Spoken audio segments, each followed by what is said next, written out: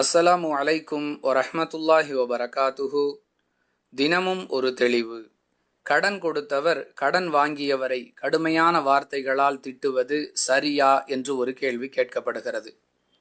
இந்த நிகழ்வை பல இடங்களில் சகஜமாக பார்க்க முடியும். கடன் வாங்கியவர் தான் வாங்கிய கடனை குறிப்பிட்ட தேதியில் கொடுப்பதாக கடன் கொடுத்தவருக்கு வாக்களித்திருப்பார். ஆனால் அந்த நேரத்தில் அவர் அந்த தொகையை கொடுத்திருக்க மாட்டார். இதனால் ஆத்திரமடைந்த கடன் கொடுத்த நபர் கடன் வாங்கியவரை கடுமையான வார்த்தைகளால் ஏசக்கூடிய நிகழ்வு பரவலாக நடந்து கொண்டிருக்கிறது. வெளியிலிருந்து இதை பார்ப்பவர்களுக்கு வருத்தம் ஏற்படும்.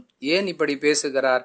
கடுமையான வார்த்தைகளை பயன்படுத்துகிறாரே, மிக கடுமையாக நடந்து கொள்கிறாரே, இதை தவிர்க்கலாமே என்றெல்லாம் தோன்றும். கேள்வி என்னவென்றால், கடன் கொடுத்தவர் கடன் வாங்கியவரை இவ்வாறு பேசுவது, கெட்ட கெட்ட வார்த்தைகளால் திட்டுவது, அருவருக்கத்தக்க வார்த்தைகளை பயன்படுத்துவது, இதுவெல்லாம் சரியா என்பதுதான். அன்பானவர்களே, ரசூலுல்லாஹி ஸல்லல்லாஹு அலைஹி வஸல்லம் அவர்களுக்கு கடன் கொடுத்த ஒரு மனிதர் அதை வசூலிப்பதற்காக வரும் பொழுது நபிகளாரிடம் கடுமையாக நடந்து கொள்கிறார்.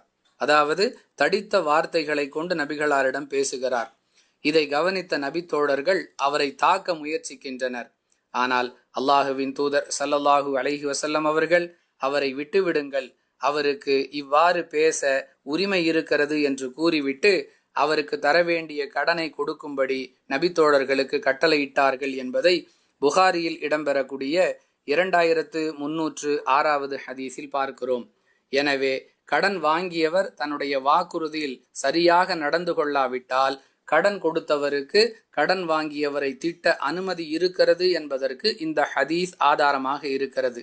அதே நேரத்தில் கடனை விட்டு கொடுத்தல், அதாவது கடன் வாங்கியவருக்கு அவகாசம் அளித்தல், சக்தி இருந்தால் அந்த கடனை தள்ளுபடி செய்தல், இவ்வாறு நடந்து கொள்பவர்களுக்கு மறுமையில் கிடைக்கக்கூடிய பரிசுகளை பற்றி அல்லாஹ் தன்னுடைய தூதர் ரசூலுல்லாஹி ஸல்லல்லாஹு அலைஹி வஸல்லம் அவர்கள் மூலமாக விரிவாகவும் தெளிவாகவும் விளக்கி இருக்கிறான்.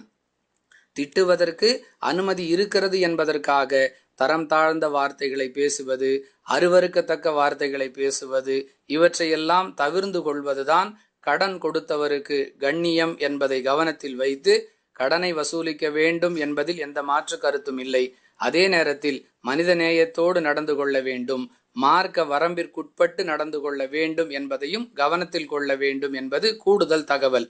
மேலும் இந்த ஹதீஸை ஆதாரமாக வைத்துக்கொண்டு நாமும் கடன் வாங்கலாம், ரசூலுல்லாஹி ஸல்லல்லாஹு அலைஹி வஸல்லம் அவர்களே கடன் வாங்கி இருக்கிறார்கள் என்று சிலர் கூறுவார்கள். அன்பானவர்களே, அவசியமான தேவைகளுக்கு கடன் வாங்குவதை மார்க்கம் தடுக்கவில்லை. அதே நேரத்தில் கடனை விட்டு பாதுகாப்பு தேடி நபிகளார் ஒவ்வொரு தொழுகையின் அத்தஹியாத் இருப்பிலும் துஆ செய்திருக்கிறார்கள் என்பதையும் கவனத்தில் கொள்ள வேண்டும்.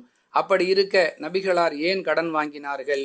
உதவி கேட்டு வருபவர்களுக்கு அரசு கருவூலத்தில் கொடுப்பதற்காக எந்த நிதியும் இல்லாத சூழலில் பொதுமக்களுக்காக கடன் வாங்கி இருப்பார்களே தவிர வீண் விரயத்திற்காகவோ ஆடம்பரத்திற்காகவோ நபிகளார் கடன் வாங்கவில்லை என்பதையும் கவனத்தில் கொள்ள வேண்டும். வாஹிரு தஅவானா அனில் ஹம்துலில்லாஹி ரப்பில் ஆலமீன். அஸ்ஸலாமு அலைக்கும் வரஹ்மத்துல்லாஹி வபரகாத்துஹு.